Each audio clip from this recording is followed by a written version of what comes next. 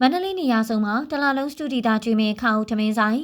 မင်္ဂလာပါရှင်ရန်ကုန်မြို့မှာဖွင့်လှစ်ထားတဲ့ခါဦးထမင်းဆိုင်လေးကတော့လူတိုင်းကောင်းကောင်းမွန်မွန်စားသုံးနိုင်မှုဖွင့်လှစ်ထားတဲ့တထောင်တန်ထမင်းဆိုင်လေးဖြစ်ပါတယ်။ငလင်ကြောင့်ဒုက္ခသည်တွေများနေတဲ့မန္တလေးမြို့ကိုခါဦး39တင်ခွန်39ခွန်ပိုင်ရှင်ကဝန်ထမ်းတွေကိုလွှတ်ပြီးတော့နေ့စဉ်နေ့တိုင်းလူရောက်900စာစတူဒီတာကျွေးမွေးဖို့စီစဉ်ထားပါတယ်။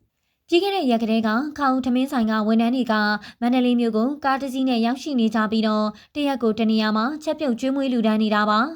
တရက်ကိုတနေရာနှုန်းနဲ့မန္တလေးမြို့အနှံ့နေရာစုံမှာတနေ့ကိုလူရောက်900စာထမင်းဟင်းတွေချက်ပြုတ်လူဒန်းနေတာလို့သိရပါတယ်ချက်ပြုတ်တာကလည်းဝန်ထမ်းတွေပဲမို့မနက်3နာရီလောက်တည်းကချက်ပြုတ်ရင်နေ့လယ်7နာရီ12နာရီမှာပြည်သူတွေကိုကျွေးနိုင်တယ်လို့ခါဦးထမင်းဆိုင်ဝန်ထမ်းတယောက်ကပြောပါတယ်ဖော်ဘူးတွေစံနေဟင်းချက်စရာတွေကတော့ရောက်တဲ့နေရာကပဲဝယ်ယူရလို့အဆင်ပြေပေမဲ့ချက်ပြုတ်ဖို့အိုးတွေကြတော့ဘုန်းကြီးကျောင်းတွေကနေငားရတာမို့အခက်အခဲလေးတွေရှိနေတာပါအခုလိုတနေ့ကိုလူရောက်900စာလူတန်းနိုင်မှုကုန်ချစရိတ်ကတနေ့တည်းမှာ12သိန်းကနေ73သိန်းထိကုန်ချပြီးဧပြီတလလုံးချက်ပြုတ်လူတန်းသွားမှာပါအစာပိုင်းရက်တုန်းကကြောက်ကြော်နဲ့ငါ6ကြော်ထမင်းဘူးတွေလိုက်ပြီးတော့ဒေသခံတော်ကြီးတယောက်ပြောတာကတော့တချို့တွေလာလူတွေထမင်းဘူးတွေကအသားတွေစုံဖြစ်နေတာမို့အမဲသားတွေဝက်သားတွေဖြစ်နေမှာဆိုလို့မစားရဲဘူးလို့ပြောပါတယ်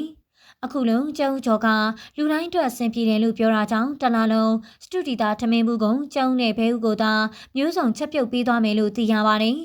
အခုလည်းခါဦးထမင်းဆိုင် Facebook Page မှာအလူငွေလာထည့်ကြတဲ့အလူရှင်တွေအများကြီးဖြစ်နေတာမို့ဧပြီတလလုံးစတူဒီတာကျွေးလို့အလူငွေတွေကျန်နေသေးတယ်ဆိုရင်အလူငွေမကုန်မချင်းစတူဒီတာထပ်ကျွေးမှာပါ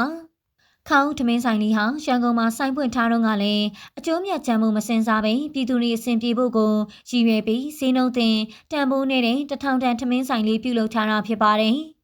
ငလင်တန်ခန်းစားခဲ့ရတဲ့နေရာတွေအတွက်စားတောက်လူရှင်တွေများပြလို့လောလောဆယ်မှာစားတောက်ဖို့လုံလောက်တဲ့အပြင်တချို့နေရာတွေမှာပိုရှန်နေပါသေးတယ်။ပြန်လည်ထူထောင်ရေးအတွက်လူဒန်းချဖို့လိုအပ်နေတဲ့အချိန်ဖြစ်ပါတယ်။